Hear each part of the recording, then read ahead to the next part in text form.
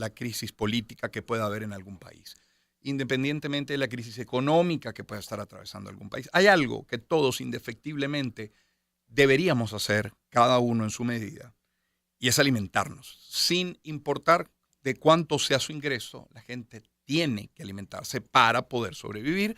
Suele decirse que quien menos percibe destina más de ese ingreso a la alimentación. Es un hecho lógico, además es sentido común. Bueno, el relator especial de la Organización de Naciones Unidas sobre Alimentación alertó el pasado 15 de febrero que Venezuela, en el país, persisten las dificultades para que las familias puedan acceder a alimentos de calidad debido a problemas de distribución de alimentos, merma en el poder adquisitivo y el impacto de las medidas coercitivas. Sobre esto queremos conversar el día de hoy y lo vamos a hacer desde dos perspectivas, porque queremos hablar de producción, de distribución, de acceso y de salud también. Y por eso, por una parte tenemos y vía telefónica a la doctora Marianela Herrera, quien como saben es médico con posgrado en nutrición clínica de la Universidad Simón Bolívar, miembro del Observatorio Venezolano de la Salud, investigadora del Centro de Estudios del Desarrollo CENDES, profesora de la Universidad Central de Venezuela y miembro del Consejo Directivo de la Fundación Bengoa. Doctora Herrera, qué gusto saludarla, buen día. Igualmente, Román, muy buen día. Muy agradecido. Y en el estudio tenemos a Celso Fantinel, es presidente de la Confederación de Asociaciones de Productores Agropecuarios de Venezuela, es decir, FEDEAGRO. Celso, bienvenido siempre. Gracias, Román. Saludos a Marianela. Como les comento a ambos, que como quisiera abordar todos esos pasos, y el primero sería la producción de alimentos, con su permiso, doctora Herrera, voy a dar primero la palabra a Celso Fantinel para que Celso nos diga cómo fue 2023 en materia alimentaria, sobre todo en lo que tiene que ver con producción y distribución, y cómo viene siendo este primer trimestre que ya superamos del año 2024. Mira, venimos recuperando capacidades desde la caída de la crisis del 2017-18, de más de 80% en muchos rubros esenciales como el maíz, el arroz, la caña, hortalizas. Estamos recuperando capacidades y por supuesto, yo escuchaba el amigo allá en Bogotá, estamos impactados por un cambio climático, calentamiento global, fenómeno del Niño, en el caso de Venezuela y Colombia es ausencia de lluvia, el Niño para otras regiones de Sudamérica es abundante agua, ¿no? Es el contrario. Realmente ya tenemos más del 66% cubierto en soberanía maíz blanco, 54% en arroz, ya la caña de azúcar, esta zafra va muy bien y seguramente nos va a dar otro 60-65% de abastecimiento. Vean lo que es frutas y hortalizas, la puntualidad inclusive de que usted va a un mercado a cielo abierto todos los días, miércoles, jueves o sábados, y están nuestros gochitos, están nuestros productores ya entregándole a los consumidores frutas y hortalizas. Bueno, lo que hace falta es dinero, hace falta poder adquisitivo de parte de muchos venezolanos, y también la doctora seguro va a tocar ese tema, que también yo lo voy a tocar en la Asamblea de Valencia, es el cambio en patrones de consumo.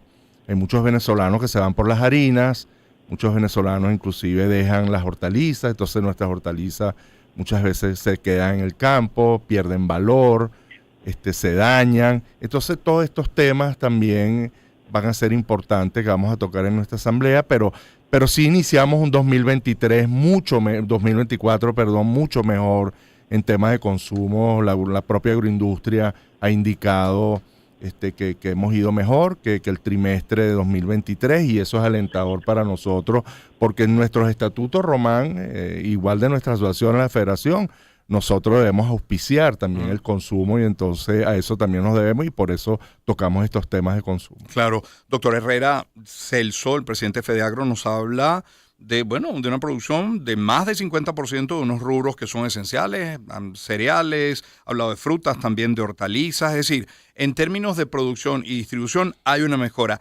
¿Qué reciben en términos de acceso, de precios, de alimentación, de la salud del venezolano, doctora Herrera? Fíjate, y aprovecho también de saludar a Celso, qué gusto escuchar, además de una fuente autorizada, la mejoría en esta área. Ahora, lo que hay es que acoplar esa mejoría con el acceso a los alimentos, que es un pilar fundamental de la seguridad alimentaria. Así como tenemos el pilar de la disponibilidad, el acceso, la estabilidad y la bioutilización de los mismos son fundamentales. Y en este momento nosotros los esfuerzos deberían estar enfocados a mejorar el acceso, que aparece como uno de los principales problemas para justamente para alimentar los venezolanos y sus familias. Ahora hay alimentos, no tengo cómo comprarlos. Y esto aparece repetidamente en todos los espacios que nosotros podemos acceder, en los trabajos comunitarios, en las encuestas en las cuales nos hemos visto involucrados y en el día a día. O sea, se escucha realmente que el problema es no gano suficiente para alimentar. Y precisamente era un tema muy, muy tocado en la reciente conferencia global de seguridad alimentaria, a la cual tuve el inmenso honor de asistir. No solamente en Venezuela tenemos este problema, sino pareciera que es global, sobre todo para las áreas rurales, donde se está viendo un incremento de la obesidad, porque la gente, y es contradictorio en un área rural, que comas harinas, productos ultraprocesados, porque son más baratos, más económicos y más rendidores. Entonces el cambio en este patrón de alimentación pareciera seguirse extendiendo de manera importante a nivel global y es de gran preocupación, pues por supuesto, para toda la comunidad que trabajamos en seguridad alimentaria. Doctora Herrera, ¿hay algunas zonas del país que representen mayor dificultad en ese acceso a los alimentos que otras? Fíjate, la mayoría, en términos generales, todo el país se encuentra con dificultades para el acceso, porque realmente tenemos unos sueldos sumamente bajos que no están alineados con el costo de la canasta básica de alimentos. Entonces, realmente no es difícil entender que más o menos todos tenemos el mismo problema. Sin embargo, mientras más te alejas, ¿verdad? Y mientras más rural es la zona, más problemático, porque entonces el costo del transporte, el costo hacia lo otro que acompaña a esa distribución de alimentos, encarece el costo final del alimento, el cual tiene que asumir el consumidor. Y entonces allí sí tenemos ese problema, porque entonces cuando tienes un problema con un combustible de un precio muy costoso, entonces te encarece el transporte más costoso va a impactar en el precio global y final de ese producto, que no puede ser accedido fácilmente por quien está a miles de kilómetros de distancia y necesita comprar su alimento básicamente para poder alimentarse. Claro, es la voz de la doctora Marianela Herrera que nos acompaña. En el estudio está Celso Fantinel, presidente de FEDEAGRO. Celso, la doctora Herrera habla de la dificultad en el acceso a los alimentos. Celso, tú hablas de un aumento en el consumo y yo quisiera entender entonces esos patrones que, como bien decías, has cambiado. ¿Quiere decir ese aumento en el consumo que todos están consumiendo algo, que quienes consumían algo consumen más, que quienes consumían mucho están consumiendo ahora muchísimo? ¿Cuál es el comportamiento? ¿Cómo se puede justificar ese aumento del consumo con esa dificultad de acceso de la que habla la doctora? Sí, sobre todo lo vemos en harinas. Lo vemos en harina precocida y lo estamos viendo en arroz, en pasta, ¿no? Fíjate que hace año y medio tenías el precio de la harina precocida en 1.60, 1.80, y ahorita estamos en 0.80, $1. Hemos hecho un esfuerzo extraordinario desde el sector primario y el sector transformador y comercial, ¿no? El arroz sí a nivel mundial ha subido de precio, pero se mantiene sobre $1.20 promedio. Igual la pasta. Ese es un esfuerzo también que se está haciendo toda la cadena agroalimentaria, ve lo dificultoso, ¿no? Que es lo que decía la doctora Marianela, tiene toda la razón. Luego súmale el deterioro de los servicios públicos en las zonas rurales. Pero el tema de llevarle los alimentos a las zonas rurales y con servicios públicos, carreteras, puentes destruidos, por supuesto, allá la inflación es mucho mayor, los precios son mayores, pero sí hay una recuperación en harina precocida, ya estamos cercanos a los 36 kilos y siempre bordeamos entre 40, 38 kilos per cápita, el arroz está sobre 32, el azúcar sí ya por el tema de las gaseosas, que ha bajado mucho, ¿no?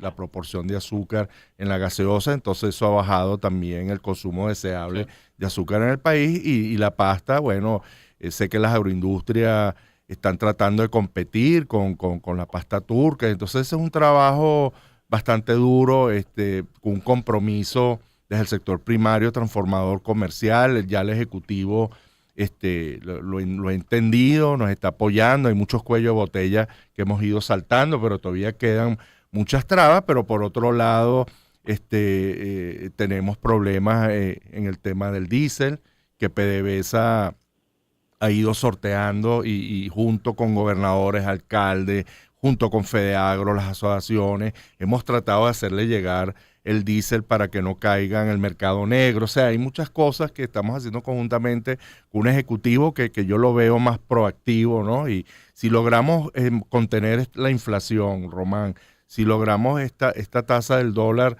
sostenerla durante 2024, estos niveles, por supuesto que el salario, aunque sea muy bajo, pero hablamos que ya el sector privado, los salarios mínimos, los más básicos, superan los $160, a diferencia del público, que muchas familias dependen de la caja CLAP, de la bolsa CLAP, y que también ha ido mejorando y le han ido colocando también productos hechos en Venezuela por venezolanos, que eso también es lo que le hemos solicitado al Ejecutivo, ¿no? Que haya más presencia de productos hechos por venezolanos y aquí en Venezuela, en esta bolsa, y ya lo vemos, ¿no? Y de manera de que el sector primario vegetal te puede generar casi $3,000 millones en campo, pero cuando lo llevas a Anaquel son más de $12,000 millones. Claro. Y luego pon el sector agropecuario, el sector pecuario, entonces vemos que en el PIB el tema alimentario debe superar fácilmente los 10-12 puntos del PIB. Es la voz de Celso Fantini, el presidente de Fedeagro. Doctor Herrera, hoy comenzamos de hecho nuestros titulares con información sobre las sanciones, tal cual nos tiene que el gobierno de Estados Unidos adelanta que no va a renovar las licencias generales que autorizaban transacciones con la industria petrolera venezolana. La fecha límite que había colocado el gobierno de Estados Unidos era el jueves 18 para evaluar la continuidad o no de ese alivio. Le pregunto, ese alivio de las sanciones, el que de acuerdo a muchos economistas ha representado una mejora en las condiciones, entre ellas la estabilización del precio del dólar, ¿tuvo también un impacto en la alimentación del venezolano? ¿Puede haber una relación entre alivio de sanciones y la mejor alimentación del pueblo? Fíjate, esa es una pregunta sumamente difícil de responder y me voy a referir a una revisión sistemática de literatura que realizáramos en ocasión de los comentarios en años anteriores acerca del mismo problema y cómo era el comportamiento en distintos países. Realmente las sanciones económicas tienen un impacto para la población civil en general, tal como se ha visto en otros países sancionados que han estudiado bastante en profundidad el efecto de las sanciones sobre la población civil. Entonces, realmente, si esas sanciones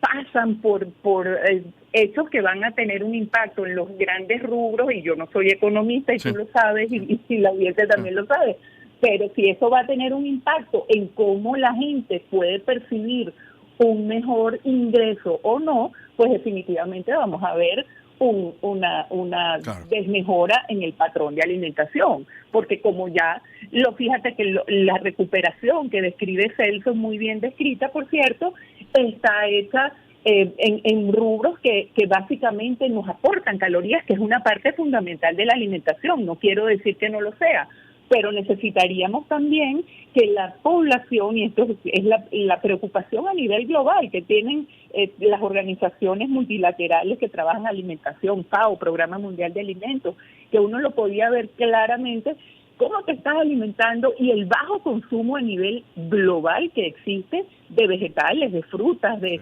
fibra. Y entonces ¿cómo se traduce eso en salud? Con mayor enfermedades crónicas, mayor enfermedad cardiovascular, mayor obesidad asociada a pobreza, que todavía como que nos cuesta entender ese concepto en nuestra cabeza. Sí, pero es que la obesidad y el sobrepeso también puede asociarse a inseguridad alimentaria, porque tú te alimentas con lo que puedes comprar. Entonces allí hay que continuar haciendo un esfuerzo y ojalá que esta misma apertura que hay hacia este tipo de productos pues pueda manifestarse en otros rubros que mejoren la posibilidad de tener una mejor salud. Doctor Herrera, además de los ingresos que cada quien pueda percibir, ¿con qué más cuenta cada venezolano? ¿Qué ha habido de la ayuda humanitaria vinculada a la alimentación? ¿Qué hay de programas como, por ejemplo, el CLAP? ¿Qué hay del programa de alimentación escolar? ¿Qué se sabe de estas otras herramientas a la fecha? Bueno, fíjate, el Programa Mundial de Alimentos está haciendo su trabajo en la población priorizada, porque recordemos que no puede existir una expectativa de que vamos a resolver todo a punta de ayuda humanitaria, claro, ¿verdad? Sino que existe una población priorizada con unos criterios, ¿verdad? Y esos criterios, bueno, son los que son y son los que alcanzan a la población que se está atendiendo. Entonces sí, realmente hay, y lo pueden ver si ustedes buscan la información que está en Twitter a través de las cuentas del Programa Mundial de Alimentos, usted va a ver que sí, que la población atendida pues realmente tiene un beneficio y que realmente hay cosas que están sucediendo. Entonces, bueno, es para todo el mundo y la gente dice, bueno, ¿y por qué a mí no me dan? Bueno, porque no estás en el criterio, porque recordemos que las emergencias humanitarias también se manejan con una serie de criterios que se proponen y que hay que cumplir. Entonces, desde allí, bueno, es toda esta planificación, toda la estrategia, ¿verdad? Las bolsas CLAP, sí, me encanta escuchar lo que dice Celso, que se pueden mejorar y con productos hechos en Venezuela mejor, porque entonces tenemos las regulaciones venezolanas allí, como por ejemplo la fortificación voluntaria de la harina de maíz precocida, que va a mejorar entonces el aporte de hierro, de vitamina A para la población que tanto lo necesita. Eso sería fundamental, retomar los productos hechos en Venezuela acorde a las regulaciones venezolanas para entonces tener la fortaleza de estar atendiendo lo que de verdad necesitamos en la población venezolana. Y últimamente, bueno, alinear la producción de alimentos en el país acorde a las necesidades, que es algo que siempre hemos intentado desde hace muchas décadas atrás. Escuché a mis maestras una y otra vez volver sobre esto, ¿no? Doctora Herrera, gracias por habernos acompañado. Me quedo unos minutos más con Celso, pero para hablar de la Asamblea de FEAGRO, pero gracias por atendernos. Muchísimas gracias a ustedes. Un gusto. Saludos, doctora. La doctora Marianela Herrera. Celso, antes de hablar de la Asamblea, ¿se puede hablar de una tendencia en materia de producción y distribución en una realidad con tantos contrastes, pero además dependiendo de tantas variables distintas, algunas controlables, otras no?